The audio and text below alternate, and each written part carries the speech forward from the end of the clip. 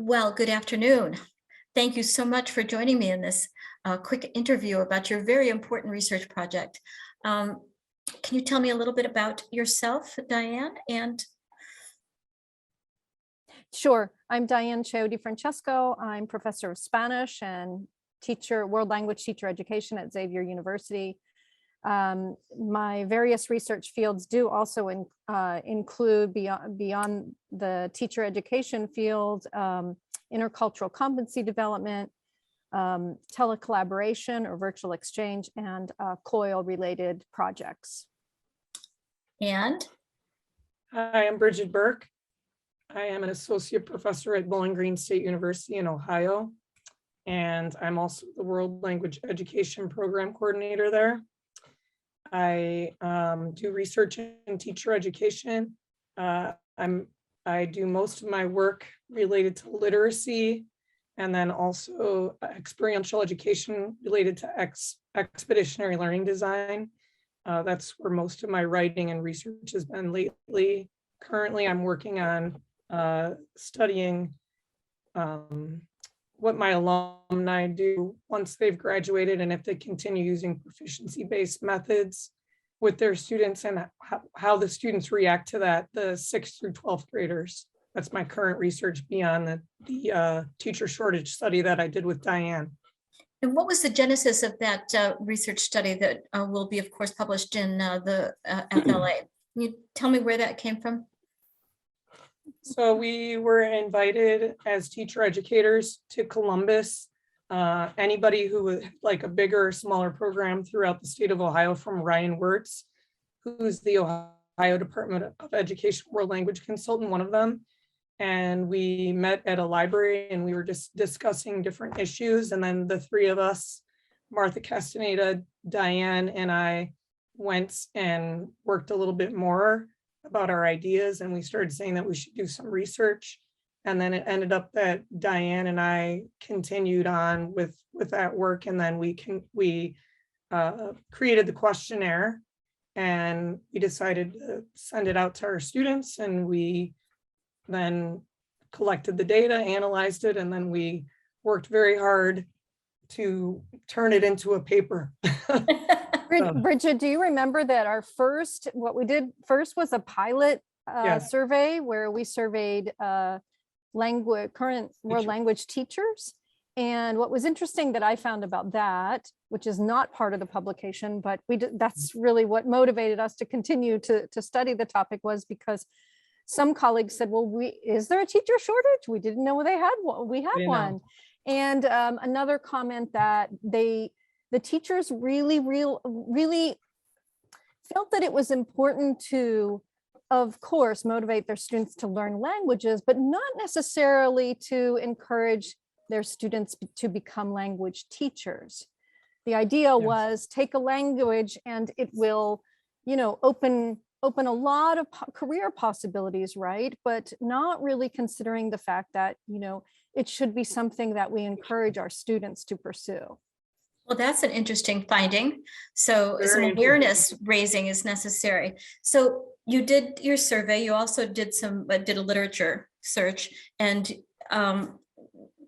based on this knowledge that you gained through this intensive research, you now have in your heads some very good suggestions and recommendations for the field in general, and I imagine for teachers, for schools, and for teacher preparation programs. Would you like to run through what you've learned and how it can be made practical and put into use by those individuals and organizations? I can start. I think that regarding our first research question, which is motivation, like what motivates the people to become world language education students, like majors, and then become teachers, the number one reason is they're high school teachers.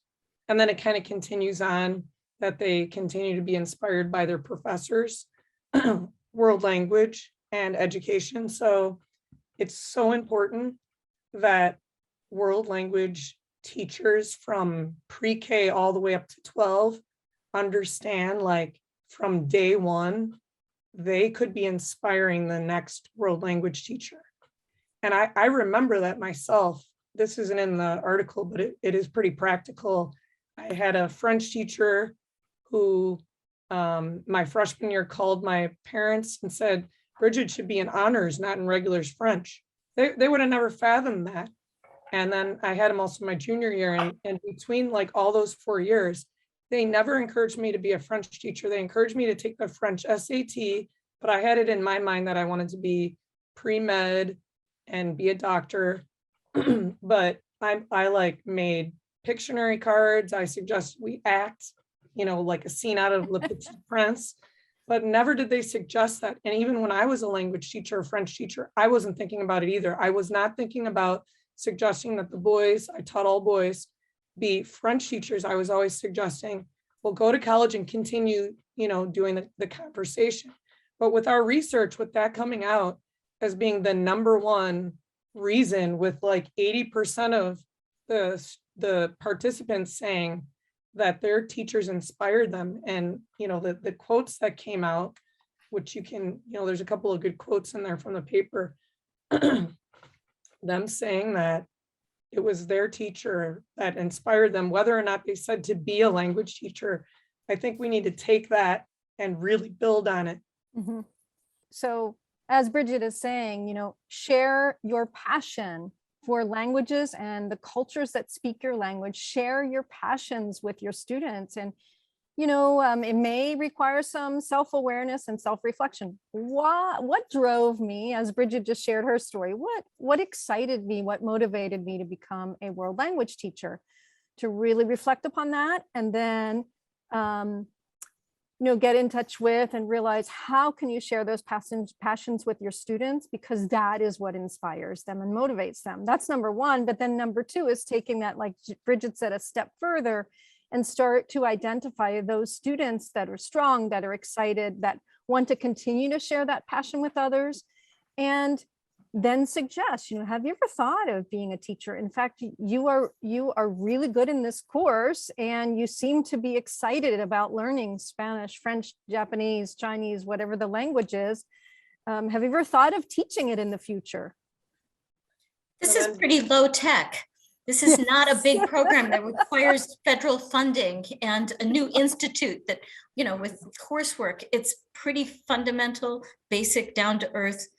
Inspire your students and speak up about it. Just share your passion with them and encourage their passion, and say, why don't you consider doing this? Mm-hmm. And, as I was looking at this again today and kind of coding it, I was thinking, so for recruitment and retention, that we have shadow days at BGSU. And I was even thinking with like what was at the end about the symbiotic mutualistic relationship. Even the teachers having like shadow days, how you go follow your parent day or whatever it is.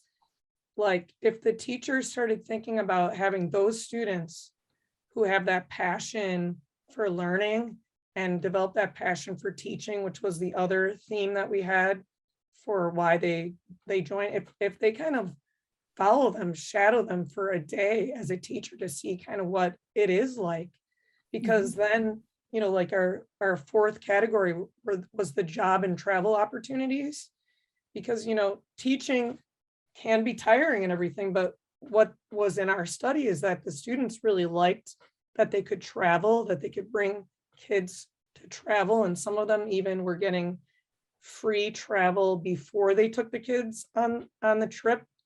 And then also, students liked the idea of being able to spend time with family after school and on the weekend in the summer. So some things that were brought up, in other kinds of literature weren't really true for us. They were bringing up without us even asking, just why did they decide to pursue the career? They said it was because of those kind of job. I don't know. I can't remember the particular word we used, but they liked that. And then it's really not bad. The salary that my students are starting out with is anywhere between 37,000 and 45,000, which is not a bad salary compared to what I started out with. So it's actually pretty good right now as far as starting salary. So. And the participants in our study talked about how they want to make a difference in the world. And so I think we can also, really focus on that as a framework, as, our second point. First is this passion that you have for learning languages and the cultures that speak them. But secondly, this interest and being motivated to make a difference in the world. And certainly the teaching profession and most certainly world language teachers make a difference in the world in so many ways. There are so many layers of ways that we can make a difference with social justice and intercultural awareness and diversity inclusion issues, a lot of our global issues that our teachers touch upon today, and intercultural relations, etc. And we all know of these, and that's what attracted us to become teachers.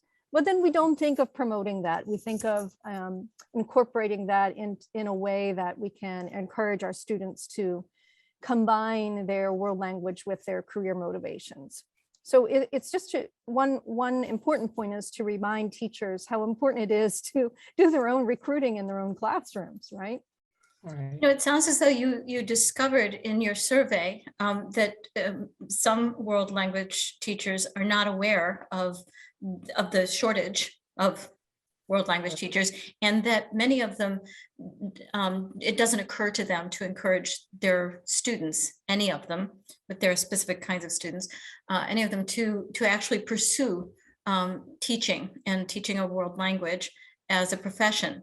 But that what you've come up with in terms of your suggestions, what you've learned is that it really is possible to crowdsource teacher recruitment.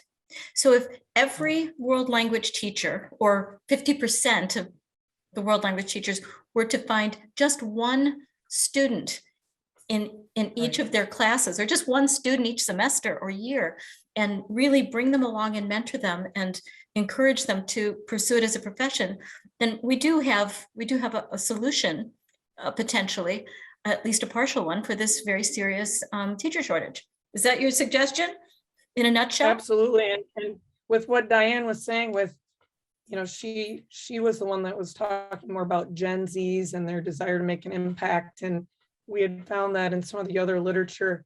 It's looking around, seeing who's doing well, whether they're getting good grades, probably achieving, higher grades, but also who are the leaders, whether they're introverts or extroverts, and desire to do a little bit more at school in whatever organizations are going on, because you do have to be actively involved if you're a teacher and more than just your teaching.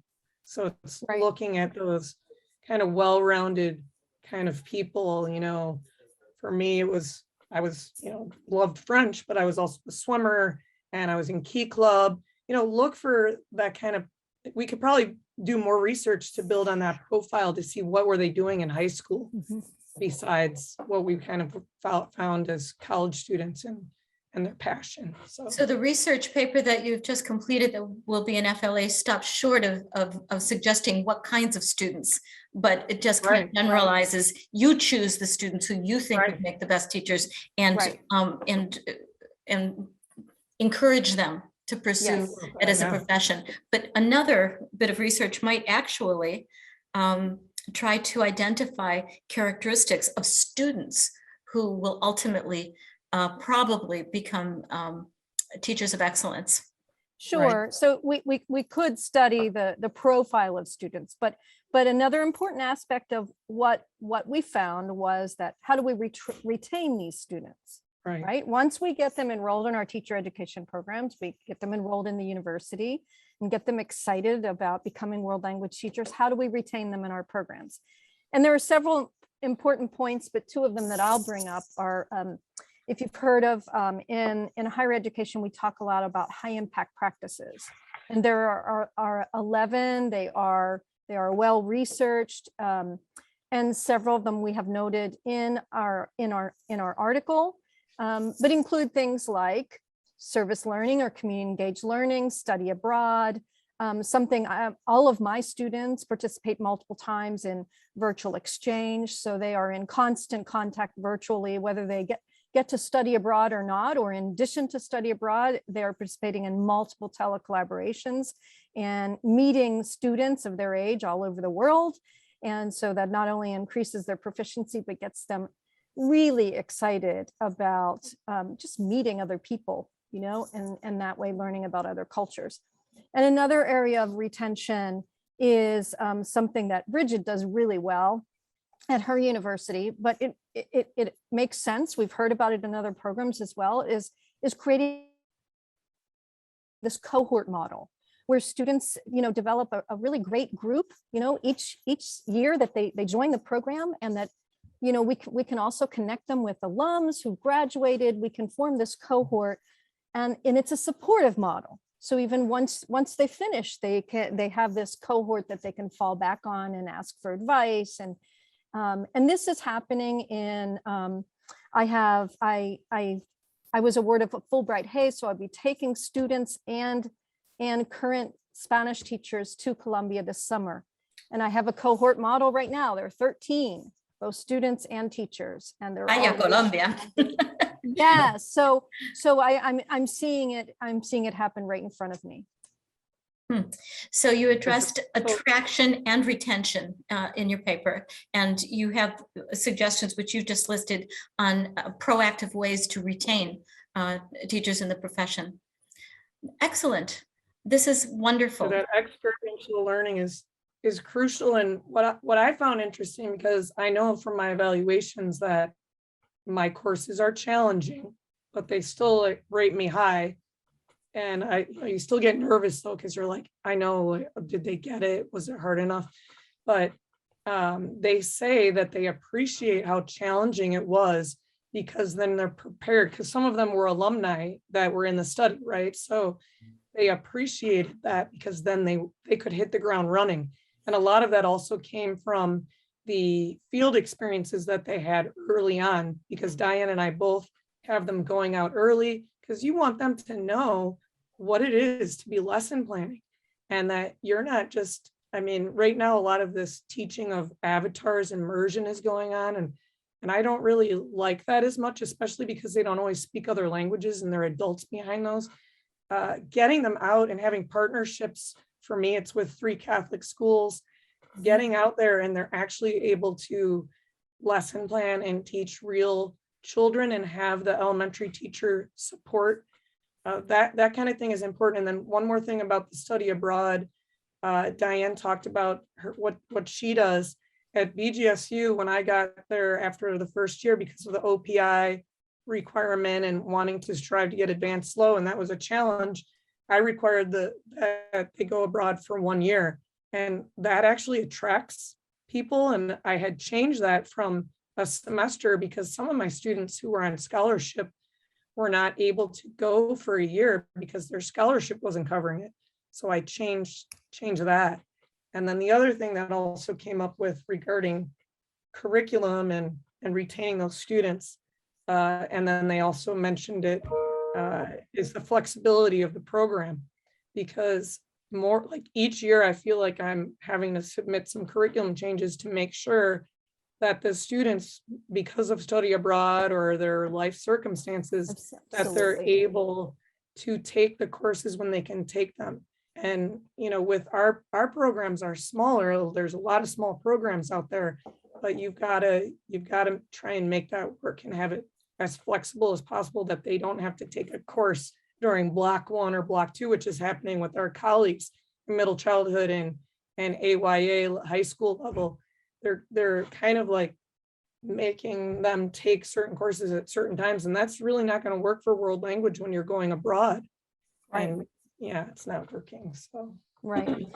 So it takes a village, as you said, this symbiotic relationship collaboration that we've described in our article. We really need to all play our part. We need to know what our roles are, and we need facilitated collaboration across levels and across contexts, right? Whether it be local, state, regional, or national. Well, we've got the diagram there towards the end of the article. And, you know, we actually got pushed from the reviewers to really think like a step ahead, like a step further than we were thinking. And that connection to kind of the union industry, which a lot of teachers are in unions, got us thinking. And I have a pretty close connection to a union organizer in the construction industry. So you see those key players being the in-service teachers and alumni, then the world language professors, teacher educators and program coordinators, pre-service teachers, and professional organizations. Those are like the key players. And figuring out how one of those, or, you know, a small group of those, kind of instigates that task force to create an action plan. And again, it really depends on where you're at and what the population is like. So like in Ohio, looking at it, we have a very strong state organization. So the state organization can do something like that, working, you know, because we keep on just meeting and talking about it and doing our own little things, but having task force throughout the state, and even with central states looking at it even regionally, that I think is going to move us forward in just communicating that teachers are the number one recruiters, just even for teachers to know that, and then somehow collaborate with them in certain ways where we can show them what's going on. Like what does it mean to be a world language pre-service teacher, you know, and then what they, not only do they talk to their veteran teachers maybe who are encouraging them, because a lot of them also said that they went to BGSU or Xavier because their high school teacher went there or their family member went there, is kind of being able to say, well, this is what a beginning teacher kind of looks like, and this is what a teacher in, you know, 10 years looks like, and then this is what a 30-year veteran looks, and kind of being able to have that conversation all the time. And we finished with those responsibilities at the end too. Diane, do you want to talk about that? I'm losing my voice at the end there. Yeah, Like we kind of just outline each. We outline each role, and the roles are, you know, the professional organizations, the pre-service teachers, the teacher educators and program coordinators, our university world language professors, and our in-service teachers and alum. And we could even say, you know, I mean, we even assigned a role, of course, to our in-service teachers, right? So because they can cultivate strong relationships with students at their, you know, at the high school where they attended, and they could go and visit and talk about their experiences, you know, as a student of world language education. And then, of course, you know, as you go through our table that we've included in the article, and perhaps you'd like to make reference to that, you know, there are specific roles that we've envisioned for each player in this symbiotic relationship, in order to instigate this action plan. And with each player engaging in specific responsibilities and tasks, I think we can move forward with a much better result than thinking that we need some kind of big federally funded program, right? That would be lovely. It's always lovely if we have more scholarship money and more scholarships for study abroad and all of the other, but you know, just really looking at this model would be a great way to start. Yeah, like she says, it's not going to take a lot of extra money. It's just thinking a little bit more deeply about what you do already and to talk about it. Like, don't be afraid to talk about what you do and what your daily kind of life is like, and how that can actually be something great as a world language teacher. And I think it happens a lot once, you know, especially if they've been teaching 6, 7, 8 years, when they're first starting to host those pre-service teachers. And we love now having our alums, by the time they get to those years, to be able to host our students, because they get it. It's so much easier and more powerful experience, but at the same time, there's so many other people out there who are strong teachers. And when I was actually on the committee to choose the ACTFL Teacher of the Year, I was surprised that some of the finalists didn't host teachers all the time. I wasn't sure why. It had been several years. So that's huge, is like, if you're a great teacher and being, you know, recommended or nominated for Teacher of the Year, you should be hosting pre-service teachers, even if it's the beginning ones where you only have them a little bit, that you can still, that little experience, you can still really inspire them. Yes. And I like, you know, this is mentioned in the article, I really like, I don't know why I got into this. Maybe it's because I was social chair of my sorority in college, but I love taking pictures of what we're doing in class and, you know, what we're doing in the field, if I have permission to do all that, and show them, you know, like post on Instagram and get excited. And lots of teachers have started following me, and I follow them, who are active, and promoting a profession like that is really, really important. And reminds me a bit of Lead with Languages that Yes. Erin does, and Educators Rising. But Lead with Languages Yes. tries to provide teachers with the tools they need to actually accomplish what you're suggesting. So I think Yes. ACTFL is playing an active role. I agree. I agree. And then another way that we can connect our students, internationally with students that are also in a pre-service program and want to teach English, right? Because that would be one of the world languages, right? So my students regularly, through collaborative online international projects, I will assign them to work in groups, and they could be writing lesson plans together, or comparing ideas, or they could watch each other's micro teaching videos and give each other feedback, or learn what is education like in Colombia or Venezuela or Guatemala or Mexico or wherever. So these are other ways that we can expand their horizons, retain them, keep them very excited about what they're doing, and make instant friends with a speaker in a country whose culture speaks the language that they're studying. Well, I want to thank you both very, very much for this very enlightening talk. We will be working together to help inform all ACTFL members and TLE readers about what you've been working on.